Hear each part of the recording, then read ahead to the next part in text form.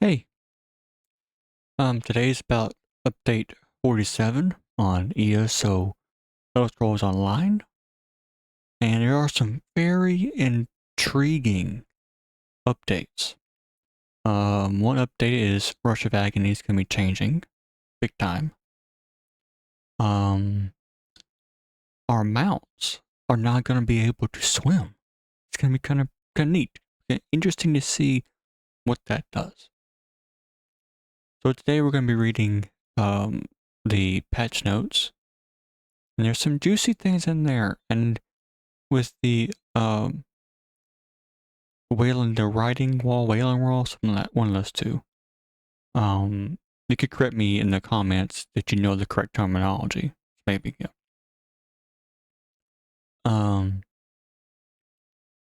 There is be some interesting things with that.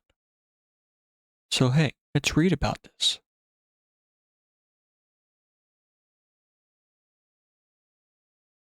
Okay. As you can see, now I will try to highlight this so you can see it better. But today is the update for PC and Mac. September 3rd is for PlayStation and consoles. It means Xbox and PlayStation. That off. Okay, here we go. So it says Introduction to 11.15. Welcome to Elder Scrolls 11.15 and latest content release, the Feast of Shadows Dungeon Pack at Update 47. There's your overview. For the main thing we're going to be doing, we're going to go here, known issues. General, we're aware that some achievements in the Naj Catalyst are not functioning as intended. So self-control with traps, yeah, okay. There's your kind of known issues that they're working on looking at, trying to fix. But the juicy part of Update 47, Introduction, Greetings. Beneficially been an entire update with subclassing in the wild.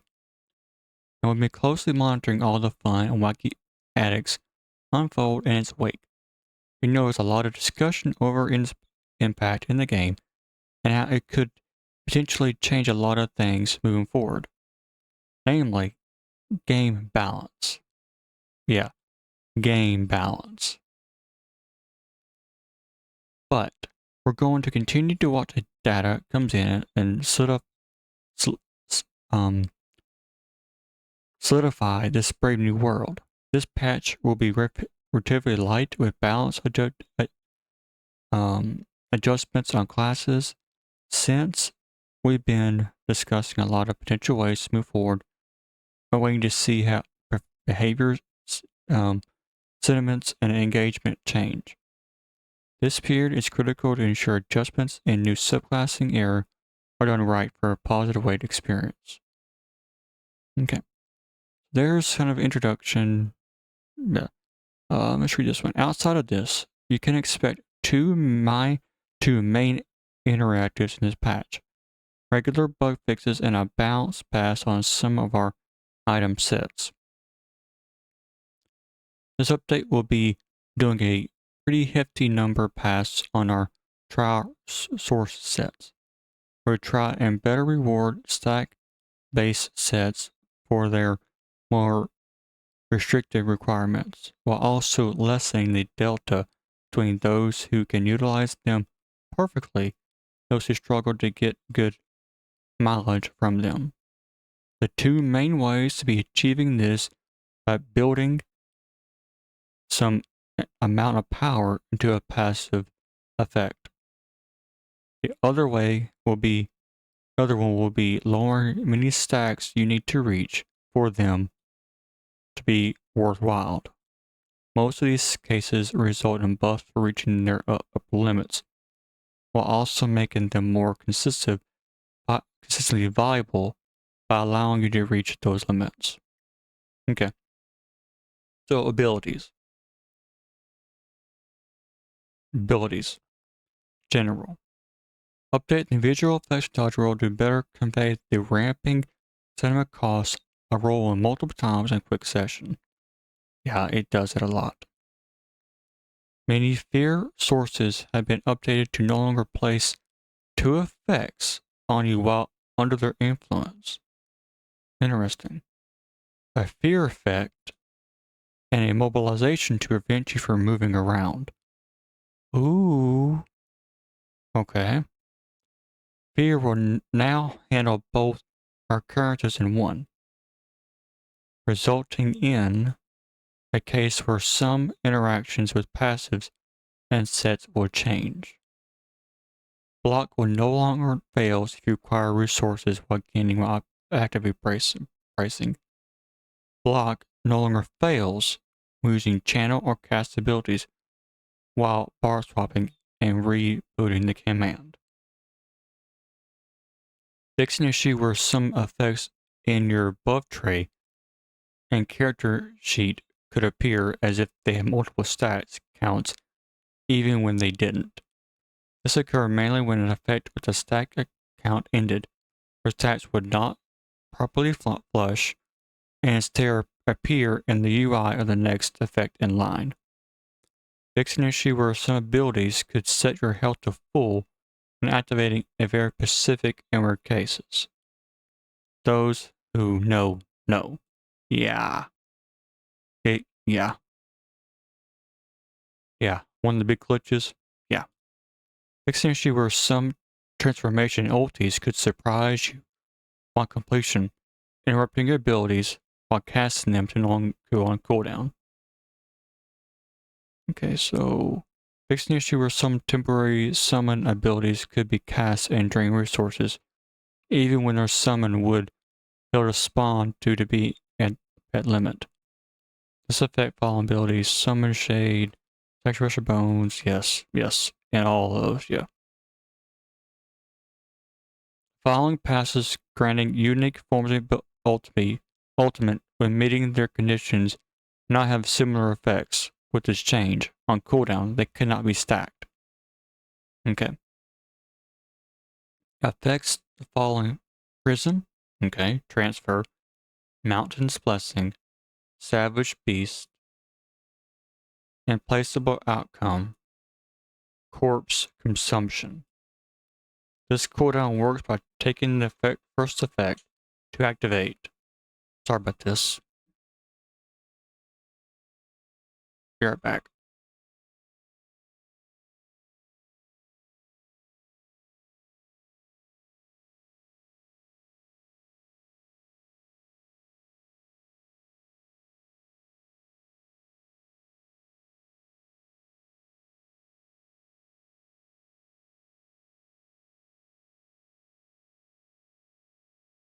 I'm back.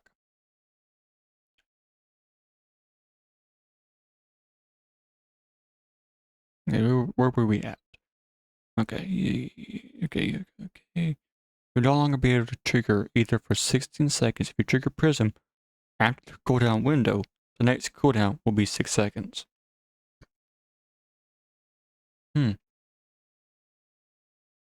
Okay. Light Source Support Barrier. Replenishing Barrier. This move for longer grants wonderful ultimate when the shield ends. Increase the magic and restore when the shield ends to 12, 15 up from 700 to 1000. Okay. Evil Fighter's Guild Expo Hunter Evil Hunter. The damage bonus grant from this morph now applies to damaging effects of Torchbearer. Mage's Guild. This is a big one. Shooting Star. This morph now ranks up to a cost of 185. The ultimate regeneration now grants 10 ultimate per enemy hit upon to a maximum of 6 times, rather than 9 to 12 based on rank with no limit. That's a big nerf right there. It goes 6 times instead of 9 to 12. That's a huge nerf. That's a big nerf. Necromancer Gravelord. Clam Skull. Resolve the issue where corpse generated from this ability and its morphs could not be replaced, causing you to quickly reach the summon limit and be unable to activate other summon abilities. Okay. This is going to be a big one right here with the Nightblade. Assassination has a lot of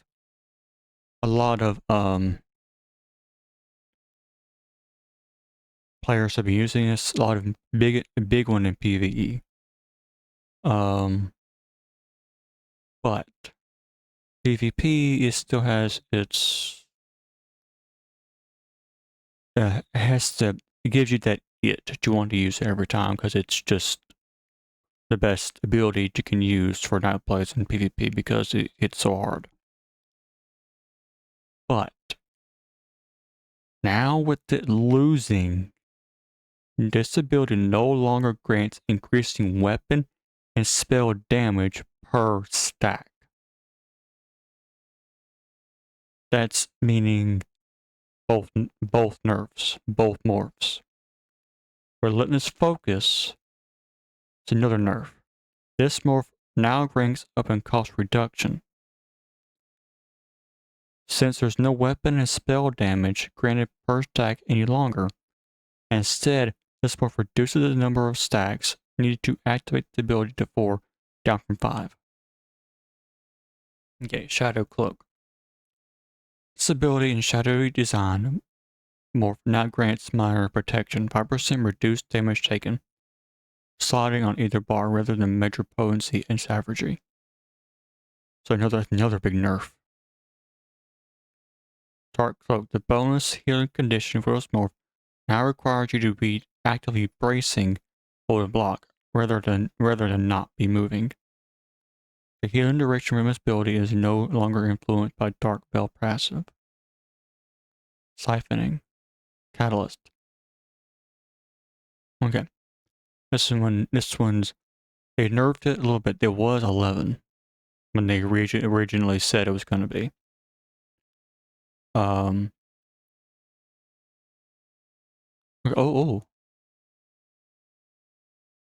Yeah. Just the ultimate regeneration by this passive from 11 to 22, down 15 to 30. So previously it was 15-30. So the first skill point you put in be 15. Second one would have been 30. Now it's going to be 11 and 22. Daedric Summoning. Bound Armor. This ability in its morphs grant minor protection. Bound Armor and Edgy's direction are now based on your combined physical and spell resistance. 1 second for every 1,000 rating. Minimum duration of 3 seconds, maximum duration 15 seconds. If you for some reason decide to stack that insane resistance. Yeah. Bound Aggies. This morph now increases your block mitigation 50% at rank 5, up from 40%. This morph is no longer passively increases duration directly, as it does indirectly from minor resolve granted. See, when they were working on it on the PTS, originally they were going to be losing minor resolve. Yeah. Bound Ornaments. This morph now grants major sorcery and potency. See, there's that because you're losing it kind of here with it. Now you're gaining it here. 12% crit chance for sliding rather than 8% max stamina. So you're losing the stamina, but you're gaining crit chance. Dark Magic, Dark Exchange, Dark Deal. This morph no longer grants minor force. Big nerf. This morph this Morph minor berserker is no longer half as long as the base ability of the Nerf. Ooh. Blood magic. This passive not only heals you if you are not at full health. If you are at full health, it now increases the higher of your max magicka or stamina by 5 to 10% for 10 seconds. So, okay. Winner's Embrace. It's a small nerf. Winner's Embrace. Frozen Gate. Fixed an issue where the immobilization of its ability in its morphs could become stuck and unable to remove early with effects like throw dodging immunity. Okay. That's really some major nerfs. These are kind of minor, and it really is trying to fix some things that didn't really work. Like the Berserker Stray Rage wasn't working intendedly. Scribing, Banner Bearer. There's your Arcanist. Arcanist generates 3 ultimate. This is the effect to offer universal role as Gnostic reward in cases where you already have a crux. Okay, so but this is where I talked about at the beginning of the video about some major nerfs.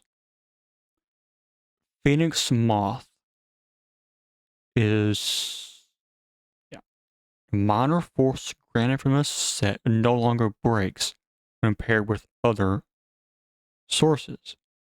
Our minor force now grants it effects properly. But here's the major nerf that everybody's been wanting for a long time. Rush of Agony. This set no longer pulls enemies to the caster after it's delayed, but instead creates an area of effect in the initial location. So, here's how it would look like. It'd be a red glow on the ground, kind of like what you see with Dark Convergence, but it's going to be a smaller. It's just going to be a smaller range. Won't be as big as Dark Convergence, but it'll still be pretty big. It just won't be as, you won't see it as potent, meaning not really potent, but you won't see it as defining. Let me just put it this way. Now, it will help with counterplay, like I said here. This set no longer pulls enemies to the caster after its delay, but instead creates an area of effect at the initial location, pulling enemies to it. So, you hit an enemy. Those players or enemies are going to get pulled to the player that was attacked, not to the attacker, not to the one that activated his ability. The warning visual, and this is going to be the key if Rush of Agony is going to be nerfed, if Rush of Agony is going to be able to be used or not anymore.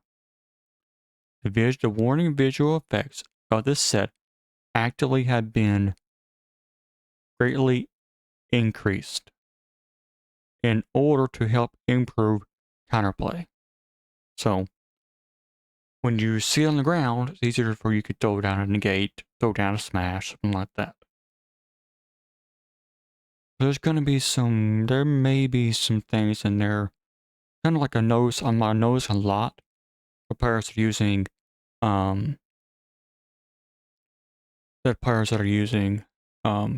Dark Conversions, is that they're dropping their smash, they're dropping AoE, they're dropping it pretty much right on top of the players so they don't have much time to react. Because in Dark Convergence, it's the closer the enemy is to the center, the quicker that they get pulled. So the farther they're away from it, farther they can farther get away. But the closer they're to it, the further they get pulled in. So that's how that works. So just show the spoiler comment so that y'all understand what it's talking about. We're making this change to the set to correct some exploitative behaviors in high-low situations, or when paired with specific abilities that allow the caster to move quickly from place to place. So basically, two abilities. The Nightblade's teleport and the Sork's streak. Those two abilities what's allowing this to happen. The pull will retain the same timing as before, but now leaves a notable area fit with the telegraph, warning enemies of the incoming pull and effects to aid counterplay. Now, it'll still be usable. I mean, I'm not saying that Curse of Agony is going to be completely nerfed. I mean, it has. It just changed it a little bit. It could still be used. But now, it's going to require the player to choose his fights carefully. Because if you're going to try and go in and attack a huge serve, you're going to get, it's going to be hard. It's going to be frustrating. I mean, I've made a build, and I've been testing out Rush of Agony. And I'm going to be testing it out now even more with this new update that's coming now. I'm on PlayStation. So, I mean, it's not, I have to wait till September 3rd because they got to do some things to give it so it can work on the PlayStation. So, yeah. That one's it. Okay. Rakutok's Void Mantle. This one here is the Mythic. Like it says right here, Mythics. It's for heavy attacks. Now, you gain resources by light attacking, no longer heavy attacks. But your heavy attack does more damage. That's what this is. It's really fixing an issue where the damage bonus to heavy attacks did not operate other damage bonuses. So, yeah. That's really that one in bits. But we're going to skip past most of this so you can look at it and you can look at it. I mean, I've kind of give you kind of a partition there. You got Roaring Optimist. This set's 2-piece bonus is now 129 weapon and spell damage rather than 1487 offense penetration. Recovering Convergence. And these are trial sets. So if you're in the trials, look at these. This may change your build. And if you can't, I don't know how. I don't know. There's probably a way for me to zoom in so you can see it better.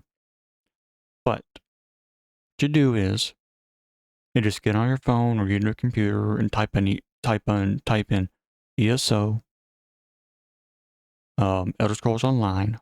Going to take you straight to the page, and it will say patch notes, and you can look it all up right there. I'm just giving you kind of a heads up on what's being changed. You got 2 new dungeons coming in. Black Gem Foundry and Naj Kadadish. I may have said that right, but yeah. I don't speak that language, so yeah. And here's the words of the word. They got 3 new sets coming in. Coup de Grace. When you're damaging the multiplies enemy, apply a major vulnerability them for 3 seconds. 1 second cooldown. Good for ganking. Make a weapon spell damage, max weapon spell damage. I mean, that's just in the medium and ooh. Spell Shredder. Now, Spell Shredder is going to be interesting. I was going to do a video about this on the PTS, trying to highlight it, but there wasn't very many people on, so I was like, I'm not going to do it. But I'm going to go trying to describe what this does. 5 pace, increase your damage done by 2% for each damage shield and heal over time effect on your target. So it says on your target. So, okay, say you have a guy using using smash, using something that hits a bunch of enemies all at one time. Okay, on your target. So that's talking about each and every target you hit. So yeah, it's kind of interesting. That'd be interesting right there. It may become the meta. Yeah. And this one here you got for tank set. You got armor, health, and health. Gain 1 second for CC immunity after casting ability, ultimate fruits. Yeah. So that's really, that's really it. Let me show you one more thing. And it's down here somewhere. I keep looking for it. I'm looking for it. Where is it? Okay, here we go. Vengeance 3. Okay. Meat bags are back, but they don't give a effect on the ground, just hits the player. Majors, I mean, yeah, there's a lot of, some people like Vengeance, some people don't. And it has brought up a lot of problems. But some people don't play PvP right now, because they want Vengeance to come back and jump back in again. So it's a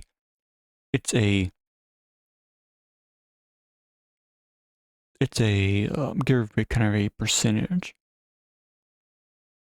A 30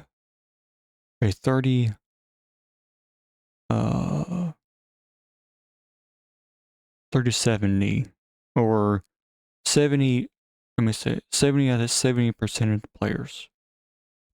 Not 70, no. I'll say 30% of the players want Vengeance back. But you got a big portion that want to play with their abilities that they've grind for, that they've made. And the biggest reason that they're making Vengeance is because of some of the lag and some of the things that's going on. And because of Rush of Agony. Big time. If you got a group and they got 4 or 5 players in that group all running Rush of Agony, it's terror. I mean, because you can't block every single one of them. You can't. Your stamina will just deplete. So yeah, and they're adding a Elmo Storm. So yeah, there's that. Then there you get a little bit of a art animation, kind of a funny thing. I mean, you're eating a mystery meat, questionable. I mean, why would you do this in the first place? Yeah. Here's one more thing I want to show you.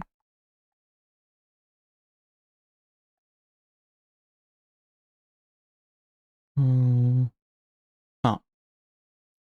mounts. Here we go. The mammoth. The mammoth is if you go through a door or you go through something and it like pulls you through. Well, they're gonna fix that.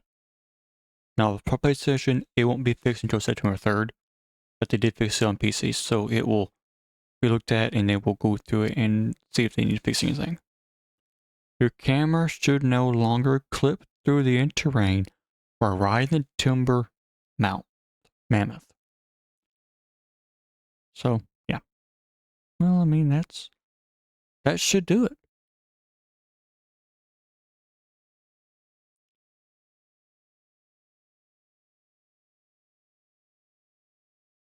I thank you for watching.